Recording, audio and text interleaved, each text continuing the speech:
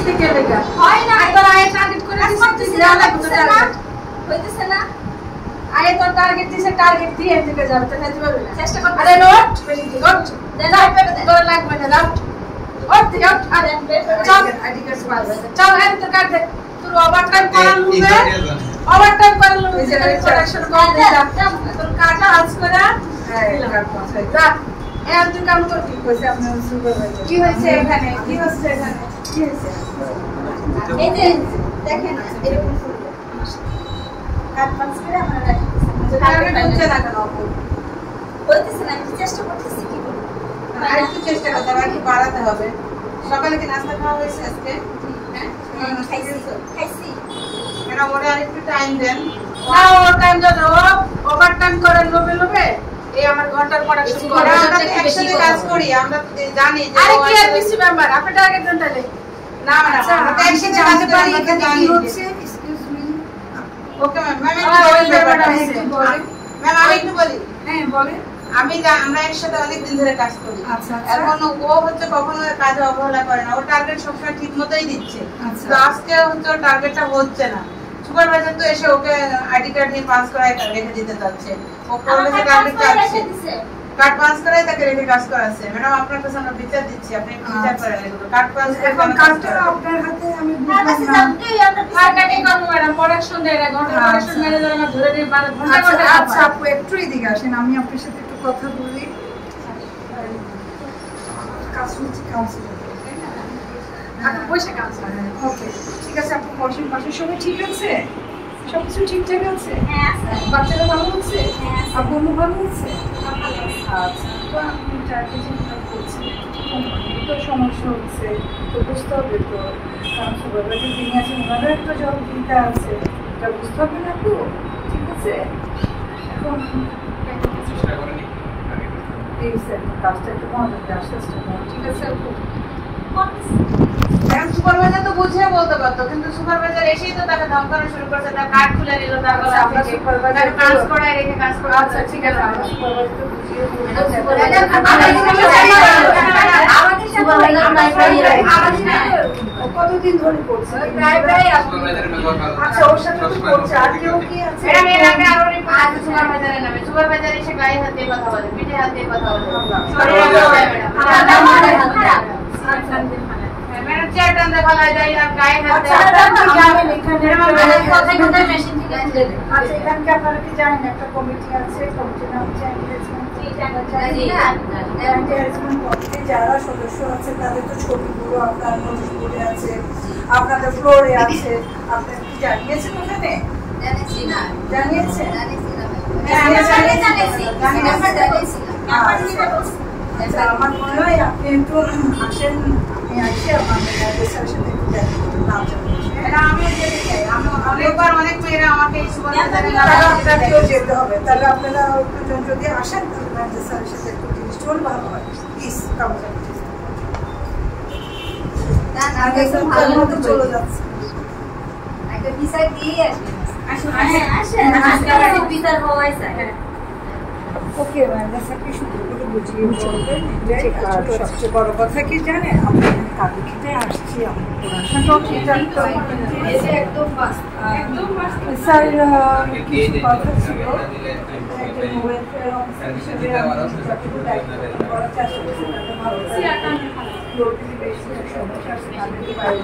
রেখেছি আপনি কনভার্সন দিয়েছেন তাহলে আমি জানাচ্ছি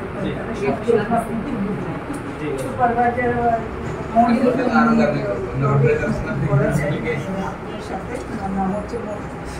সুরমা যে বিস্তারিত কথা বললাম বিস্তারিত কথার পর যা জেনেছি যিনি আছেন জানার আপা উনি আমাকে জানিয়েছেন এখন আপনাদের বাইরে জানার আপা আর সুরমা ওনারা আছে আপনি অনুমতি দিলে নিয়ে আসতে পারেন আপনাদের আসসালামু আলাইকুম স্যার আমি পিসি কমিটির সদস্য আর ও অপারেটর আমরা এখন পাশাপাশি কাজ করি পাশাপাশি কাজ করি আমাদের যে সুপারভাইজার এই সুপারভাইজার আমাদের সাথে যাচ্ছে তাই ব্যবহার করে এর আগেও গায়ে হাতে কথা বলে বিভিন্ন বিভিন্ন ইস্যুতে সুপারভাইজার আমাদের সাথে খারাপ চেয়ার টানতে ফেলা যায়, গায়ে হাত যায়। আজকে যেমন ওর সাথে যে ব্যাপারটা হয়েছে, ওর টার্গেট হচ্ছে না, তো সুপারভাইজার ওকে ভালো করে সুন্দর করে বুঝিয়ে বলতে পারতো। ওকে সুন্দর করে না বুঝিয়ে বলেই সরাসরি ওর কার্ডটা ওর শরীর থেকে খুলে নিয়েছে স্যার। তো আমরা শ্রমিকরা কি মানুষ না স্যার? আমাদের কাছে এইভাবে আমরা বিচার পেতে পারি না স্যার। আমরা এর আগে ওয়েলফেয়ার ম্যাডামকে অনেকবার বলেছি এই সুপারভাইজারের সমস্যা আছে, এই সুপারভাইজার ফ্লোরের ভিতরে সেক্সুয়াল হ্যারাসমেন্ট করে, আমরা কোনো বিচার পাচ্ছি না। ওয়েলফেয়ার ম্যাডাম আমাদের কোনো বিচার করছে না। অভিযোগ বক্সে আমরা অনেকবার অভিযোগ তুলেছি, হ্যারাসমেন্ট কমিটির সদস্যদেরকেও বলছি স্যার, কেউ কোনো পদক্ষেপ নিচ্ছে না স্যার। আপনি একটু কাইন্ডলি দেখবেন ব্যাপারটা। সুপারভাইজারের নাম মনিরা।